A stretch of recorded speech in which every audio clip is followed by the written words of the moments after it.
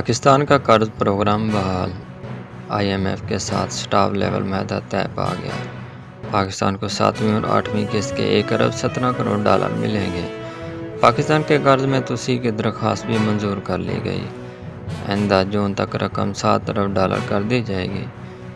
IMF کے اعلامیے کے مطابق عالمی مہنگائی فیصلوں میں تاخیر سے پاکستان کے زر مبادلہ کے ذخائر کم ہوئے ہیں۔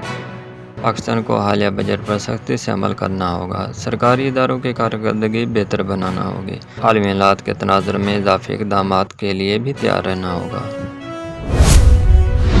وزیر خزانہ کی IMF سے معاہدہ طے پانے کی تصدیق، قوم کو مبارکباد بھی دی۔ غیر رسمی گفتگو کرتے ہوئے بولے، قوم نے مشکل فیصلوں میں حکومت کا ساتھ دیا، اب ریلیف دینے کا وقت بھی آ گیا ہے۔ پیٹرولیم مصنوعات آج ہی سستی ہوں گی، سمری وصول ہو چکی ہے، 15 جولائی کا انتظار نہیں کریں گے۔ مزید کہا کہ پیٹرول سستا کرنے پر IMF کو کوئی اعتراض نہیں ہے۔ اوگرا سے پیٹرول 18 روپے اور ڈیزل 33 روپے سستا کرنے کی سمری وصول ہو چکی ہے۔ امیر جماعت اسلامی کراچی نعیم الحق کا کہنا ہے کہ آج بھی شہر کی گلی محلوں میں پانی موجود ہے۔ 14 سال سے برسر اقتدار پارٹی کچھ کرنے کو تیار نہیں ہے۔ وزیر اعلیٰ نے کچھ کیا ہوتا تو آج کراچی اور صوبے کے حالات ابتر نہ ہوتے۔ پنجاب کے ضمنی الیکشن کے لیے آج بھی سیاسی گہما گہمی عروج پر۔ PTI ڈیرہ غازی خان اور ملتان میں جلسہ کرے گی۔ عمران خان کارکنوں کا خطاب کر کے لو گرمائیں گے۔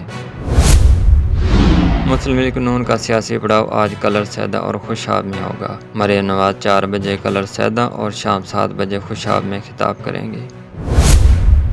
سپریم کورٹ نے بیرونی سازش کے بیانے کو دفن کر دیا۔ وفاقی وزیر قانون اعظم نذیر تارڑ کا کہنا ہے کہ ثابت ہو گیا کہ عمران خان نے اقتدار بچانے کے لیے قومی سلامتی کو داؤ پر لگایا۔ مزید کہا کہ سپریم کورٹ نے آرٹیکل 6 کا اختیار پارلیمان کو دیا ہے۔ حکومت کو آرٹیکل 6 کے تحت کارروائی کرنی چاہیے۔ مشیر امور کشمیر قمر زمان کہرا کہتے ہیں کہ عدالت نے کہہ دیا سازش کا بیانیہ خود ایک سازش تھا۔ سارا ڈرامہ عدم اعتماد تاریخ سے بچنے کے لیے تھا۔ عمران خان نے معاشرے اور گلی محلوں میں فساد پھیلانا۔ پاکستان کی خود مختاری اور سلامتی کے ساتھ نہ کھیلیں۔ عمران خان اپنے دائرے اور حدود میں رہیں۔ سپریم کورٹ کا فیصلہ غلطیوں سے عبارت ہے، حقائق کو مد نظر نہیں رکھا گیا۔ جان بولٹن امریکہ کی رجیم چینج سازشوں کا اعتراف کر چکے ہیں۔ چیف جسٹس کو صدر پاکستان نے سیفر کی تحقیقات کا خط لکھ رکھا ہے۔ بہت سے لوگ سیفر کی تحقیقات نہیں کرانا چاہتے، اب تو سپریم کورٹ کے سامنے صرف رونا ہی رہ گیا ہے۔ فواد چودھری مزید بولے کہ اگر آرٹیکل 6 لگنا شروع ہو گیا تو گلے زیادہ اور رسے کم پڑ جائیں گے۔ جو مرضی فیصلے کر لیں، عوام کا طوفان اب رکنے والا نہیں ہے۔ مقتدر حلقے دیکھ لیں حالات کس طرف جا رہے ہیں۔ قوم اب انقلاب کے لیے تیار ہے، عوام کو فیصلوں کا حق دینا ہوگا۔ سپریم کورٹ کے فیصلے نے عمران خان اینڈ کمپنی کے جھوٹ کو بے نقاب کر دیا۔ وزیر اعظم شہباز شریف کا ٹویٹ میں یہ بھی لکھا کہ عمران خان نے آئین شکنی کی ہے۔ حکومت کی تبدیلی کو جیسے سازش بیانے کا رنگ دیا، وہ انتہائی قابل شرم ہے۔ سب کو عدالت کا فیصلہ ضرور پڑھنا چاہیے۔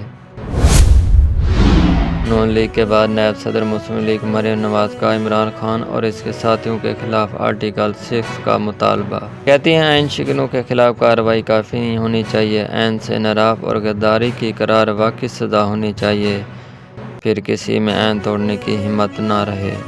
اصل مجرم اور ماسٹر مائنڈ عمران خان ہے، باقی سب مورے تھے۔ صدر پاکستان عارف علوی بھی مورے تھے جو استعمال ہوئے۔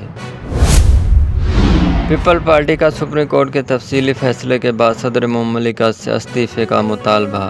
پارٹی کے نائب صدر شیری رحمان کہتی ہیں، عدالتی فیصلے سے واضح ہو گیا سارے معاملے میں صدر کا کردار جانبدار رہا۔ صدر آئین کا نہیں صرف طریقہ انصاف کا تحفظ کرتے رہے، ان کا اصل اسمبلی تعطیل کرنے کا اقدام غیر آئینی تھا، ان کو مستعفی ہو جانا چاہیے۔ چیئرمین PTI عمران خان کے الزامات پر الیکشن کمیشن نے نوٹس لے لیا۔ چیئرمین پیمرا کو خط لکھ کر عمران خان کی تقاریر کا ریکارڈ طلب کر لیا۔ عمران خان کی بکھر، لیا اور خوشاب کی تقاریر کا ریکارڈ طلب کیا گیا۔ ریکارڈ کا جائزہ لینے کے بعد طریقہ انصاف سے وضاحت طلب کی جائے گی۔ الیکشن کمیشن نے طریقہ انصاف کے رکن پنجاب اسمبلی فیاض چوہان کے الزامات پر بھی پیمرا سے ریکارڈ مانگ لیا۔ PP 217 میں ضمنی الیکشن کی مہم۔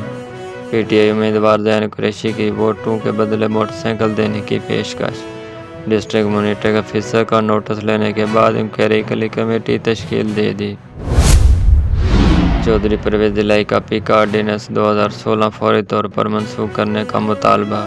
اسپیکر پنجاب اسمبلی سے سی پی این ای کے وفد سے بھی ملاقات۔ پرویز دلائی بولے، نون لیگ نے پی کا آرڈیننس اداس سوچ کو ختم کرنے کے لیے متعارف کرایا۔ میڈیا کی آزادی پر کسی قسم کا قدغن ہمارے مفاد میں نہیں ہے۔